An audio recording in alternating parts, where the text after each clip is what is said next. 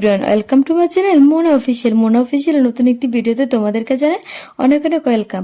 আমরা যাচ্ছি ঘুরতে, আমি আর আমার হাজব্যান্ড। আমরা কোথায় যাচ্ছি আমরা নিজেরাও জানি না। তোমরা যদি দেখতে চাও তাহলে ভিডিওটি স্কিপ না করে পাশে থাকো। আমি বাইকে বসে বসে ভাবছিলাম কোথায় যাওয়া যায়। অ্যাকচুয়ালি আমরা তো জানি না কোথায় যাব। তখনই মাথায় আইডিয়া এলো, কেননা সে ট্রেন্ডিং প্লেসটাতে যাওয়া যাক। রাস্তাটা দেখে হয়তোবা তোমরা বুঝতে পারছো যারা যারা গিয়েছো যে কোথায় যাচ্ছি। আমরা যাচ্ছি সেই ট্রেন্ডিং প্লেসটাতে। ট্রেন্ডিং প্লেস মানে এখন ত্রিপুরাতে যেটা ট্রেন্ডিং এ চলছে। ভিডিও ফেসবুক খুললে, মোবাইল খুললে যখনই যাই দেখছি শুধুমাত্র এই প্লেসটাই আমার সামনে আসছে। তখন আমার মনেও ইচ্ছে জাগলো, আমি কেননা বাদ পড়লাম, আমিও যাই একটু ঘুরে আসি। যখন আমার হাজবেন্ড বললো চলো ঘুরতে যাই, তখনই আমি সাথে সাথে বললাম চলো ওই প্লেসটাতেই যাওয়া যাক। দেখো গাছগুলি কি সুন্দর, রাস্তার দুধারে আবার ধানের জমি, খুবই পিসফুল একটা প্লেস। যারা যারা দেখতে আসোনি, এখনো ভিজিট করোনি, তারা অবশ্যই এসে দেখতে পারো। আর আমার ভিডিওতে পুরো প্লেসটার ভিডিও তোমাদের সাথে শেয়ার করব। আমি ভেবেছিলাম কিছুক্ষণ গিয়ে বসবো, একটু টাইম স্পেন্ড করবো, আর বৌদ্ধ মন্দির ঘুরবো, কিছুক্ষণ থেকে কিছু ভিডিও করব, আর কিছু ছবি উঠিয়ে তারপরে আসবো। কিন্তু ওইখানে যাওয়ার পর যা অবস্থা ছিল, একটা ছবি তোলার মতো সিচুয়েশন ছিল না। তোমরা ভিডিওটা যদি লাস্ট অব্দি দেখো দেখতে পাবে কেন আমি ওইখানে গিয়ে বেশিক্ষণ থাকতে পারিনি। যে অবস্থা, ওইখানে এত পরিমাণ মানুষ, আর মানুষ কি পরিমাণ মানুষ ছিল তা ভিডিওটা দেখতে পাবে। ওই দিন ছিল সানডে। আমি যখন যাচ্ছিলাম তখন মোটামুটি 5:30 বাজে।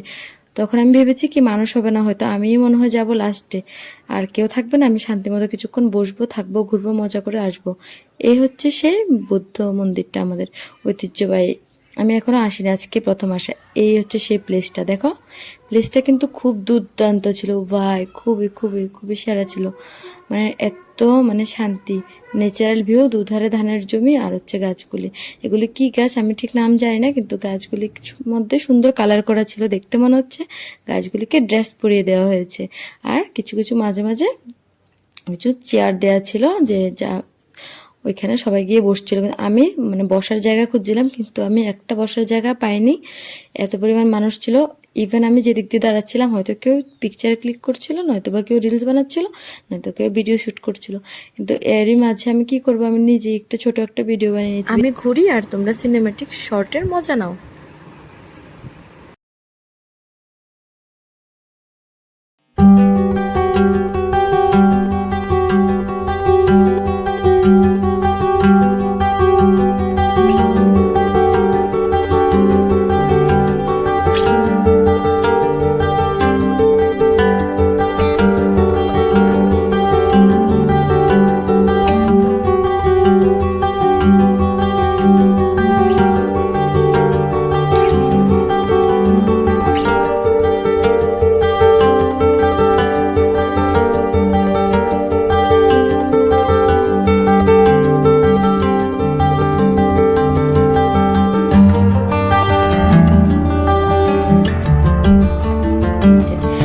এত পরিমাণ ছিল, ভিড় ছিল, যে বাইকটাও অনেক দূরে রেখে আসতে হয়েছে। হেঁটে হেঁটে আমরা আসছিলাম দুজন।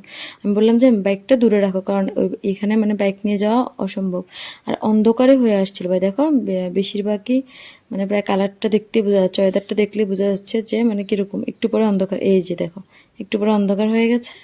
আর বেশিক্ষণ থাকতে পারিনি। তখনই বললাম চলো হাজব্যান্ডকে একটু গিয়ে বৌদ্ধ মন্দিরে ঘুরে তারপরে চলে যাব। কিন্তু আমার সত্যি কথা মন ভরেনি। আমি কখনো যদি আবার যাই তখন ওই সানডে বাদ দিয়ে আর অন্যদিন যাব। তোমরা যদি আসো তাহলে সানডেতে কেউ আসবে না। সানডেতে আসলে শান্তিমতো একটা ছবি উঠাতে পারবে না। আমি যদি কেউ ফটোশ্যুট করতে চাও বা ভিডিও শ্যুট করতে চাও তাহলে সানডে বাদ দিয়ে অন্যদিন আসো।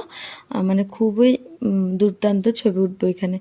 খুবই সুন্দর ছিল। আর আমার মোবাইল তো ডিএসএলআর না ভাই, এই জন্য সন্ধ্যা হওয়ার সাথে সাথে আমি আর ফ্ল্যাশ দিয়ে ভিডিও করিনি। অনেক মানুষ ছিল, এই জন্য একদম ডার্ক ডার্ক এসেছে ভিডিওটা। দেখো কিন্তু ওয়েদারটা খুবই ভালো লাগছিল, ভিউটা খুবই সুন্দর লাগছিল। সানসেট হওয়ার পরও যে ভিউ, ওই ভিউটাও খুবই সুন্দর। যারা ডিএসএলআর শ্যুট করবে তারা অবশ্যই এই টাইমে গিয়েও শ্যুট করতে পারো। এখান থেকে দেখা যায় বৌদ্ধ মন্দিরটা। একটু হেঁটে হেঁটে যাচ্ছিলাম। আর এখানে কিছু কিছু খাওয়ার দোকানও ছিল, যারা খেতে ইচ্ছুক তারা খেতে পারে। এই হচ্ছে সেই বৌদ্ধ মন্দির। এখানে আসার অনেকদিন আগে থেকে ইচ্ছে ছিল, কিন্তু বিভিন্ন রিজনে আসা হয়নি। আজকে আসতে পেরে খুবই ভালো লাগছিল। তোমাদেরকে পুরো মন্দিরটা ঘুরিয়ে দেখাচ্ছি।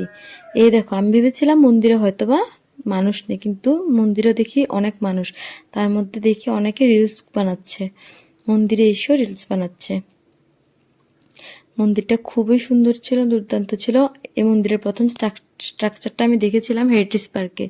তখন থেকে ইচ্ছে ছিল যে আমি আসবো আসবো, কিন্তু আর আসা হচ্ছিল না। তাই আজকে আসতে পেরে মানে মনের মধ্যে এত আনন্দ লাগছিল, খুশিতে ঘুরছিলাম। দেখো এই যে উড়ন পঞ্ছির মতো। কিন্তু কি একটা ঘটনা হয়ে গেল, আমার হাজব্যান্ড ভিডিও অন না করে ভিডিও করছিল, তাই আমি হেসে ফেললাম। বুদ্ধ একটা এই মন্দিরটা তোমাদেরকে দেখাচ্ছি। দেখো মেন মন্দিরটা, এটা হচ্ছে বৌদ্ধ পেগোডার মেন মন্দিরটা। আমি গিয়ে প্রথমে একটু নমস্কার করে নিই। দেখো বৌদ্ধ মন্দির মূর্তিটা কত বড়, কত বড়, কত বড়, কত বড়। আমি আগে এত বড় বৌদ্ধ মূর্তি দেখিনি। ত্রিপুরা এটাই হচ্ছে মনে হয় সব থেকে বড় মানে বৌদ্ধ মূর্তি। দেখো মন্দিরটা কি সুন্দর। যারা যারা তোমরা এসে এখনো ভিজিট করনি, সবাই আসতে পারো, এসে ভিজিট করে যেতে পারো। খুবই শান্তির জায়গা আর খুবই সুন্দর। আর এখানে ঠাকুর নেই, ছোট একটা ঠাকুর আছে। মেন মন্দির হচ্ছে আগে যেটা দেখিয়েছি ওইটা। আর ওয়েদারটাও খুব সুন্দর হয়েছিল, আকাশটা মানে ভালো লাগছিল। মানে যে সানসেট হওয়ার পর যে টাইমটা, ওই টাইমটা আমার খুবই ভালো লাগে। তখন মানে হয়তো বা ভিডিওটা একটু মানে ব্ল্যাক ব্ল্যাক এসেছে, কিন্তু টাইমটা খুবই মানে ওই ওয়েদারটা খুবই ভালো ছিল তখন। তোমরা আসলে আরেকটু তাড়াতাড়ি আসার ট্রাই করবে। মানে বিকাল বিকাল গেলে তাহলে ঠিক আছে, বিকালবেলায় মানে যে ভিডিও করতে পারবে, ভালো ভালো পিকচার নিতে পারবে। দেখো আমরা যাওয়ার পথে ফুললি অন্ধকার। কিন্তু আমি এই একটু ঘুরে আমার মন ভরেনি। আমি ভাবছিলাম বসে বসে যে আর কোথায় যাওয়া যায়। তখন আমার হাজবেন্ড বলল চলো আর একটু ঘুরি, কিন্তু আমি বুঝতে পারছিলাম না কোথায় যাব। অনেক দিন হয়েছে তো বাড়ি থেকে বের হয়েছি, তাই এই একটু ঘুরে 30 মিনিটস ঘুরে কি আর কেউ মন ভরে? তোমরাই বলো।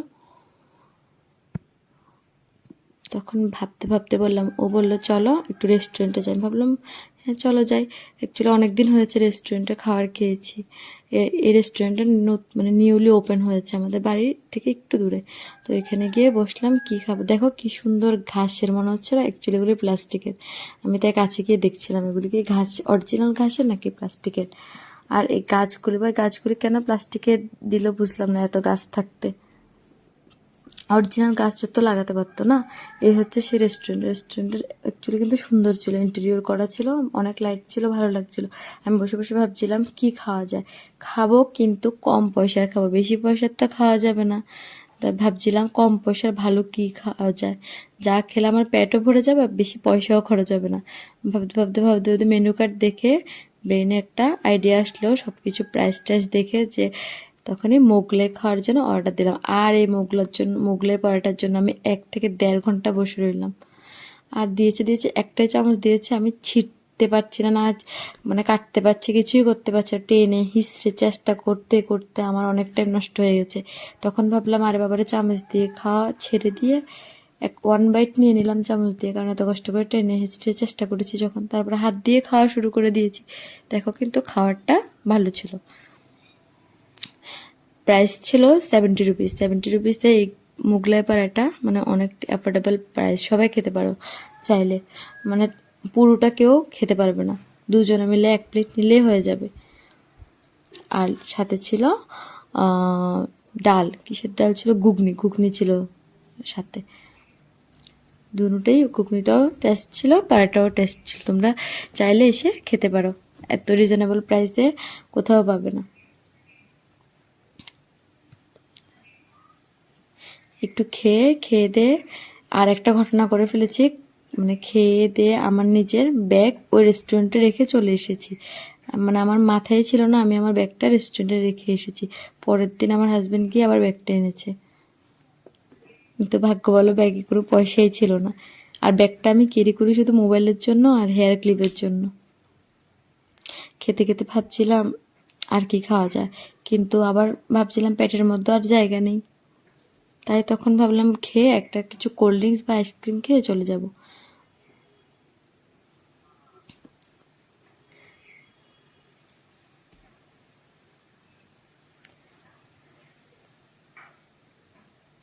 খাওয়া দাওয়া শেষ করে ফেলেছি, এখন বাড়িতে চলে যাব। দেখবে ভিডিওতে ব্যাগটা আমি নিচে রেখেছি। এই যে ব্যাগটা আমার নিচে রাখা, কিন্তু আমি ব্যাগটা না নিয়ে ড্যাং ড্যাং করে বাইরে বেরিয়ে গিয়েছি।